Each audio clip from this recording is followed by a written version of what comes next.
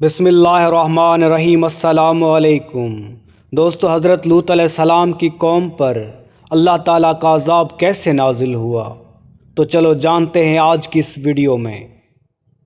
حضرت ابراہیم علیہ السلام کے زمانے میں ایک دوسری بستی میں اللہ تعالیٰ نے حضرت لوط علیہ السلام کو اپنا پیغمبر بنا کر بھیجا۔ حضرت لوط علیہ السلام کی قوم کے لوگ بڑے بے شرمی کے کام کیا کرتے تھے، چوری ڈاکہ زنی وغیرہ۔ حضرت لوط علیہ السلام نے بار بار سمجھایا کہ تم ایسے بے شرمی کے کام کیوں کرتے ہو جو تم سے پہلے دنیا میں کسی نے نہیں کیے۔ تم عورتوں کو چھوڑ کر لڑکوں سے بے شرمی کی بات کرتے ہو۔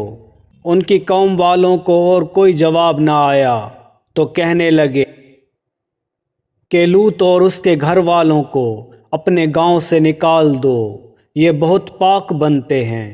حضرت لوط علیہ السلام نے پھر سمجھایا کہ دیکھو،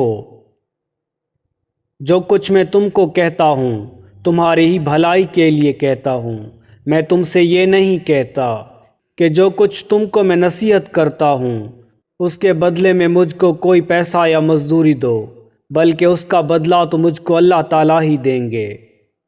حضرت لوط علیہ السلام کی نصیحت کا ان پر کوئی اثر نہ ہوا اور کہنے لگے کہ جس عذاب سے تو ہم کو ڈراتا ہے، اگر تو سچا ہے تو ایک دن اس عذاب کو ہم پر لے کر آ۔ پھر کیا ہوا؟ آخر خدا کا غضب جوش میں آ گیا۔ اللہ تعالیٰ نے فرشتوں کو خوبصورت لڑکوں کی شکل میں حضرت لوط علیہ السلام کے مکان پر بھیجا۔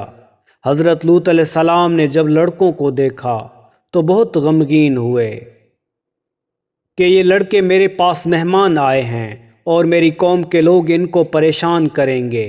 کہنے لگے آج کا دن میری مشکل کا دن ہے۔ حضرت لوط علیہ السلام کی قوم کے لوگوں نے جب خوبصورت لڑکوں کو ان کے گھر پر دیکھا تو دوڑتے ہوئے آئے، کیونکہ یہ لوگ پہلے ہی سے برے کام کیا کرتے تھے۔ حضرت لوط علیہ السلام نے ان سے کہا کہ میری قوم خدا سے ڈرو اور میرے مہمانوں کے بارے میں میری عزت خراب نہ کرو۔ تم میری لڑکیوں سے شادی کر لو، کیا تم میں کوئی بھلا مانس نہیں ہے؟ تو وہ بولے کہ اے لوط، تم کو معلوم ہے تمہاری بیٹیوں کی ہم کو ضرورت نہیں، جو کچھ ہمیں چاہیے وہ تمہیں معلوم ہے۔ حضرت لوط علیہ السلام نے کہا کاش مجھ میں تمہارے مقابلے کی طاقت ہوتی، یا میں کسی مضبوط قلعے میں ہوتا۔ جو فرشتے خوبصورت لڑکوں کی شکل میں آئے تھے انہوں نے حضرت لوط علیہ السلام کو اتنا غمگین دیکھا تو کہا اے لوط علیہ السلام، ہم تمہاری رب کی طرف سے بھیجے ہوئے فرشتے ہیں، یہ لوگ آپ تک ہرگز نہیں پہنچ سکتے۔